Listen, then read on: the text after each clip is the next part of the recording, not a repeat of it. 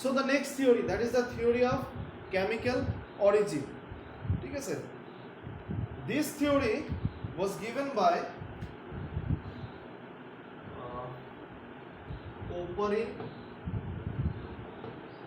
and Halden.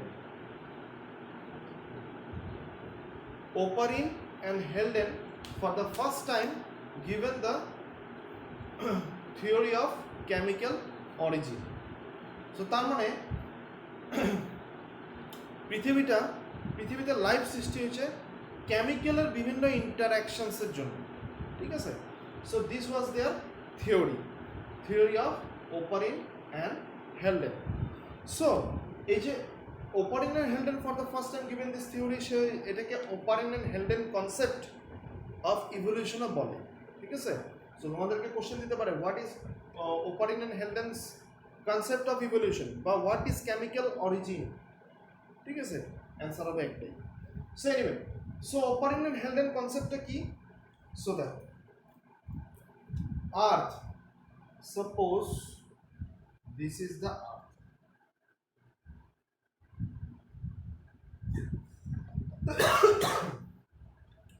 So যখন আর্থ পৃথিবীটা যখন সৃষ্টি হয়েছে তখন দিস ওয়াজ ভেরি হট, খুব গরম ছিল, ঠিক আছে? সেটা আস্তে আস্তে কি হইতেছে, তোমার ঘুরতেছে, রোটেশন হইতেছে, রোটেশন হওয়ার ফলে দিস ওয়াজ কুলিং। সো যখন ঠান্ডা হইতেছে তখন তোমার যেগুলা দুই ধরনের মেটালস আমরা পাবো, একটা হলো তোমার হেভি সাবস্টেন্স, আর একটা পাবো আমরা লাইট সাবস্টেন্স।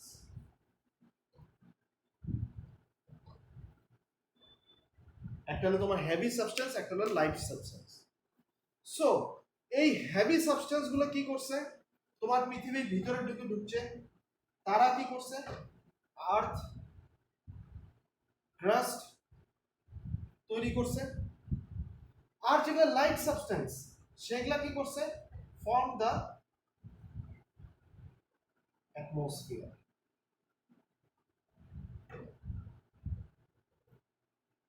ঠিক আছে, তারা এই অ্যাটমসফিয়ারটা তৈরি করছে। সো অ্যাটমসফিয়ারের মধ্যে কি আছে, বিভিন্ন ধরনের গ্যাসেস থাকবে যেগুলো লাইট ওয়েট। ফর এক্সাম্পল তোমার কার্বন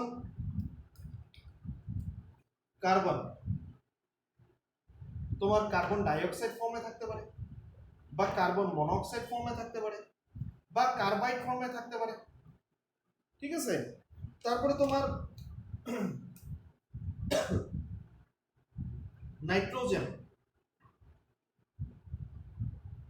নাইট্রোজেন বিভিন্ন ফর্মে থাকতে পারে, সাপোজ NH থাকতে পারে, ঠিক আছে?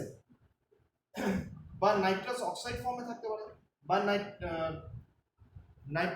নাইট্রেটের ফর্মে থাকতে পারে, বিভিন্ন ফর্মে থাকতে পারে। তারপরে তোমার হাইড্রোজেন তোমার NH3 ফর্মে থাকতে পারে, ঠিক আছে? বা bonding with another molecule like nitrogen, so এগুলো ফর্মে থাকতে পারে। বাট যেটা মেইন কথা সেটা হলো নো অক্সিজেন ওয়াজ প্রেজেন্ট। কোনো অক্সিজেন ছিল না আগের যেটা এনভায়রনমেন্ট ছিল। সো সেই জন্য তার মানে কি অক্সিডেশনের মলিকিউলটা নাই, তার মানে কি এনভায়রনমেন্টটা কি হবে, রিডিউসিং এনভায়রনমেন্ট।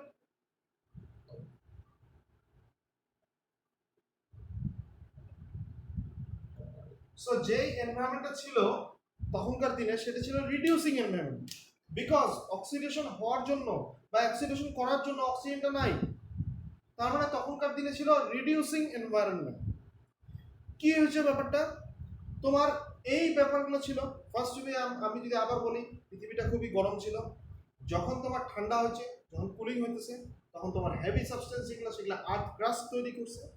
যেগুলো লাইট সাবস্টেন্স ফর এক্সাম্পল বিভিন্ন ধরনের গ্যাস, তারা কি করছে, অ্যাটমসফিয়ার তৈরি করছে। কিন্তু সেই অ্যাটমসফিয়ারে কি ছিল, কার্বন ছিল, নাইট্রোজেন ছিল, হাইড্রোজেন ছিল, বাট নো অক্সিজেন ছিল না। তো সেই জন্য সেই এনভায়রনমেন্টটাকে বলা হয় রিডিউসিং এনভায়রনমেন্ট। ঠিক আছে, যখন এরকম হইতো তখন তোমার কি হতো, খুবই গরম ছিল, তখন তোমার যেহেতু গরম ছিল তার মানে কি ওয়াটার, যেটা অক্সিজেন ছিল না বাট ওয়াটারটা ছিল, সো ওয়াটার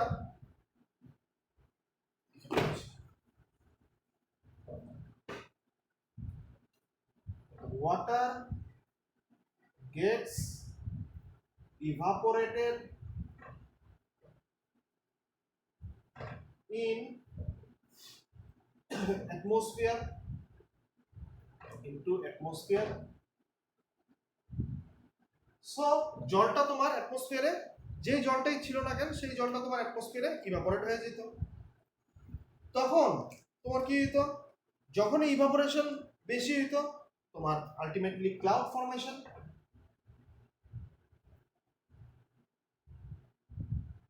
আর এই ক্লাউডের মধ্যে কি ছিল, ক্লাউডের মধ্যে ছিল তোমার বিভিন্ন ধরনের gases along with water. Water যে যে মলিকুলসের সাথে বন্ডিং করে সেই সবগুলো ছিল ক্লাউডে। তোমার কি হতো, ক্লাউড ফর্মেশন। ক্লাউড ফর্মেশন হওয়ার পর তার কি হতো, রেইন। আবার যখন বৃষ্টি হতো, বৃষ্টি হওয়ার ফলে কি হতো, তোমার আর্থ ক্রাস্টে যেগুলা মিনারেলস আছে বা আর্থ ক্রাস্টে যেগুলা হেভি সাবস্টেন্স আছে সেটা, আর তোমার যেগুলা গ্যাসেস অ্যাটমসফিয়ারে আছে সেগুলা, তাদের মাঝখানে একটা বন্ডিং বা তাদের মাঝখানে একটা ইন্টারাকশনস হইতো ডিউ টু রেইন। কেন কি রেইন ওয়াটারে ছিল লাইট মলিকুলস আর আর্থ ক্রাস্টে ছিল তোমার হেভি মলিকুলস, তো সেগুলোর মাঝখানে একটা ইন্টারাকশনস হইতো। হওয়ার ফলে তোমার কি হইতো, এই ওয়াটারটা কি করতো, তোমার জায়গায় জায়গায় জমতো, কিছু ওয়াটার বডিজ তৈরি করতো। সো এই ওয়াটার বডিজগুলোর মধ্যে কি ছিল, এই ওয়াটার বডিজগুলোর মধ্যে ছিল তোমার বিভিন্ন ধরনের কার্বন, নাইট্রোজেন, হাইড্রোজেন মলিকুলস। ঠিক আছে, সো যখন এদের মাঝখানে যখন ইন্টারঅ্যাকশনস হইলো, সো ইন্টারঅ্যাকশনস, যখন এদের মাঝখানে যখন ইন্টারঅ্যাকশনস হইলো, এরা কি করলো, কিছু স্মল কার্বোহাইড্রেট,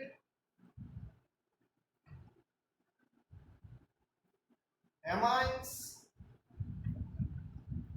ঠিক আছে, বা অ্যামাইনো অ্যাসিডস বা নিউক্লিক অ্যাসিডস, সেটা স্মল ছোট ছোট ছোট ছোট নিউক্লিক অ্যাসিডস, অ্যামাইনো অ্যাসিডস, এগুলো মলিকুলস, তাদের মাঝখানে এই মলিকুলসগুলোর মাঝখানে ইন্টারাকশন হওয়ার পর কিছু স্মল কার্বোহাইড্রেটস, অ্যামাইনস, নিউক্লিক অ্যাসিড এগুলো তৈরি হওয়ার পরে আস্তে আস্তে তোমার অনেক বছর পর, আফটার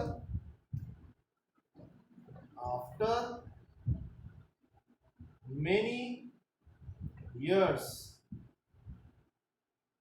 তোমার কি তৈরি হয়েছে, cell with its membrane created. Cell along with its membrane প্রথম বেরিয়ে হলো। So this was their theory, ঠিক আছে, as per chemical origin, ঠিক আছে। সো এইভাবে তোমার কি হয়েছে, তোমার লাইফ সৃষ্টি হয়েছে।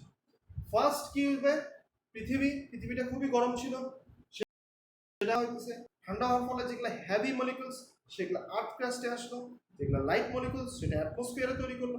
কিন্তু তখনকার দিনে কার্বন, নাইট্রোজেন, হাইড্রোজেন এগুলো ছিল, বাট নো অক্সিজেন, কোনো অক্সিজেন ছিল না। তো এনভায়রনমেন্টটা ছিল রিডিউসিং এনভায়রনমেন্ট, ওয়াটার মলিকুলস ছিল বাট অক্সিজেন, ফ্রি অক্সিজেন ছিল না। সো সেই ওয়াটার মলিকুলসগুলো কি করতো, তোমার ইভাপোরেট হয়ে যেত কোথা থেকে, তোমার crust.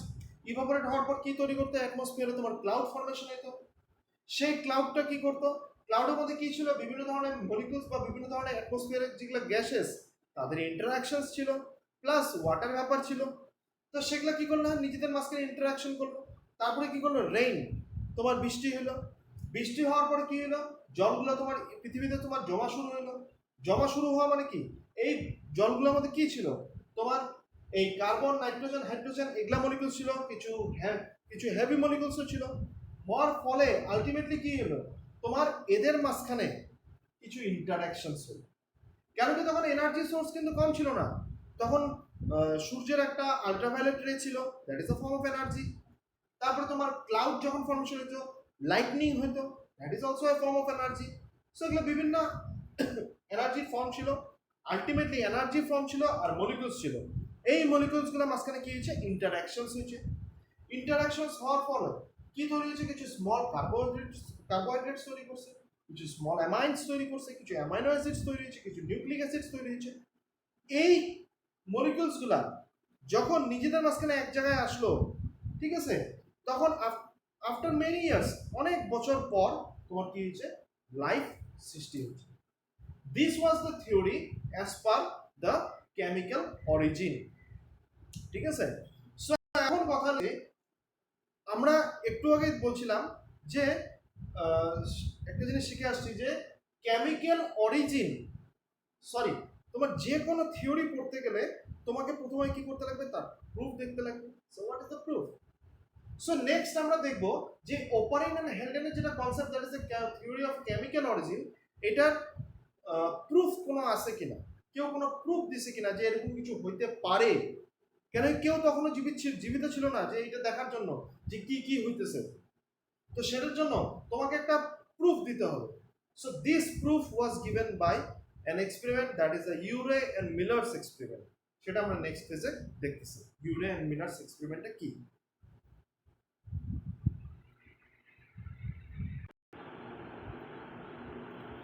So this was the experiment which was known as Urey and Miller's experiment. So this is the proof of chemical origin of oparin and Helden. So এটা ছিল সেই প্রুফ। ওরা কি করলো, একটা অ্যাপারেটাস এরকম তৈরি করলো। তোমাদের বইয়ের মধ্যে যাবার সময় তোমাদের বইয়ের মধ্যে একই পিকচার পাবা, ঠিক আছে, সেই পিকচারটাকে জাস্ট এখানে হাইলাইট করা। সো ওরা একটা এনভায়রনমেন্ট তৈরি করলো, একটা গ্লাস ভেসেল ওরা তৈরি করলো, ঠিক আছে, তাদের কানেকশনস তৈরি করলো। কি ছিল সেই গ্লাস ভেসেলে? গ্লাস ভেসেলের যেটা সবচেয়ে বড় চেম্বার, তোমরা দেখতেই পাচ্ছ এখানে, this chamber contain the gases. But এখানে কি কি গ্যাসেস ছিল, যেমন তোমার CH3 ছিল, সরি মিথেন ছিল, তারপরে তোমার অ্যামোনিয়া ছিল, কার্বন মনোঅক্সাইড ছিল, ঠিক আছে, এরকম কিছু গ্যাসেস। তারপর তোমার suppose nitrogen containing and sulphur containing কিছু কম্পাউন্ডস ছিল, ঠিক আছে, এগুলা গ্যাসেসও এখানে দিল। বাট এইখানে মনে রাখবা, আগে বলছে ওপারিন এন্ড হেলডেন বলছিল নো অক্সিজেন। সো কোনো অক্সিজেন থাকবে না, অক্সিজেন ছাড়া বাকি যেগুলো গ্যাস সেগুলো ওরা দিল। সো আলটিমেটলি এনভায়রনমেন্টে কি, this is a reducing environment.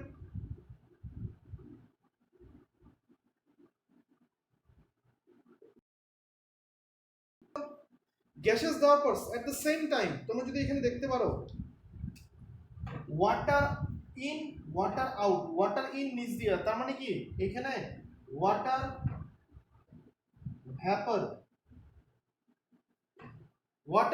ব্যবহার করলো, ঠিক আছে। সো ওয়াটার ভ্যাপর ঢুকাই দিল।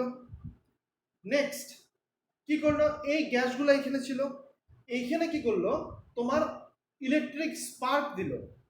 সো দিস রেড কালার, এই দুইটা জিনিস, দিস আর দ্য ইলেকট্রডস কিছু ব্যবহার করলো, কিছু আর্টিফিশিয়াল ইলেকট্রিসিটি বা আর্টিফিশিয়াল ইলেকট্রিক স্পার্কস এখানে দেওয়ার চেষ্টা করলো, ঠিক আছে। তোমরা দেখতেই পাচ্ছ এখানে ইলেকট্রিক স্পার্ক দিল। So electric spark is nothing but the form of energy, এটা কিন্তু একটা এনার্জি ফর্ম, ঠিক আছে।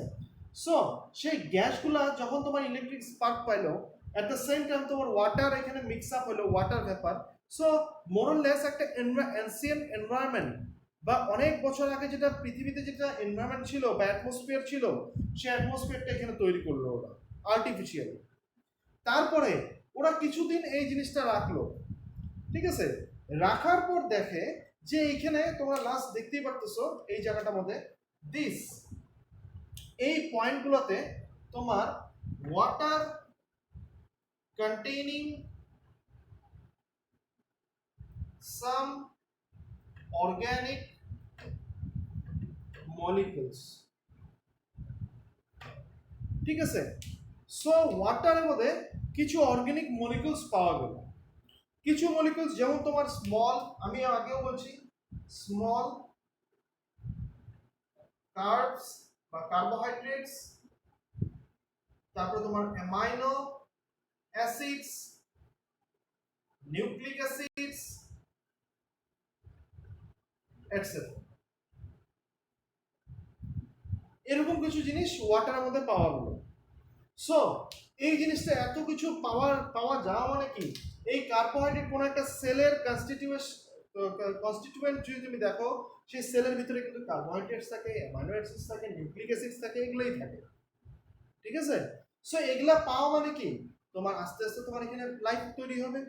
বাট দেখো টোটাল ব্যাপারটা একটা জিনিস চিন্তা করো, এই যে ব্যাপারটা যে লাইফ তৈরি হবে, এই জিনিসটা কিন্তু একটা মানে বলতে গেলে একটা অ্যাজাম্পশন।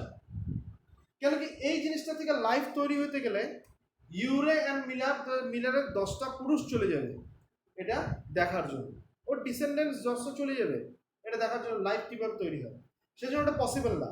কিন্তু ওরা কিছুদিন পর দেখছিল যে কিছু সিম্পল অর্গানিক মলিকিউলস এখানে তৈরি হয়। কিছু সিম্পল অর্গানিক মলিকিউলস তৈরি হওয়া মানে এখানে তোমার আস্তে আস্তে লাইফ তৈরি হবে, ঠিক আছে। So that is the thing. So this was the Urey and Miller's experiment.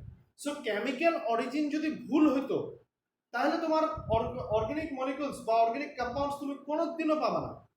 তুমি কিছুদিন পর এখানে শুধু গ্যাসেসগুলো আর ওয়াটারই পাবা, অন্য কিচ্ছু পাবা না। সো সেটা যেহেতু পাওয়া যায় তার জন্য তোমার কেমিক্যাল অরিজিন বা থিওরি অফ কেমিক্যাল অরিজিনটাকে ক্লিয়ার কাট এটাকে ঠিক বলে ধরা হয়, ঠিক আছে। So this is all about the Urey and Miller's experiment. So তোমাদেরকে কোশ্চেন দিবে, write the theory of chemical origin বা Oparin and Haldane's concept of evolution. Next তোমাদেরকে কোশ্চেন দিবে যেটা মোস্ট ইম্পর্টেন্ট, সেটা হলো তোমার describe the Urey and Miller's experiment on chemical origin বা describe the Urey and Miller's experiment, ঠিক আছে। describe in brief about the Urey and Miller's experiment, তোমাদেরকে এই কোশ্চেনটা। সো দিস পার্টিকুলার কোশ্চেন এখান থেকে this is very very important, ঠিক আছে।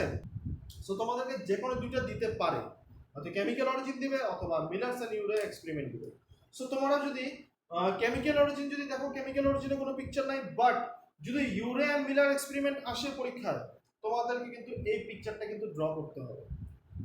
এত মানে আমি যেরকম একদমই সিম্পল আঁকছি এরকমই আঁকবা, কোনো শেডিং কোনো ধরনের কোনো ইসে করতে যাবে না, একদম সিম্পল তুমি জিনিসটা আঁকবা, জিনিসটা এখানে তুমি এখানে ডিসক্রাইব করবা, ঠিক আছে। So this is all about the Urey and Miller's experiment. Next আমরা শিখবো that is the theory of biological origin.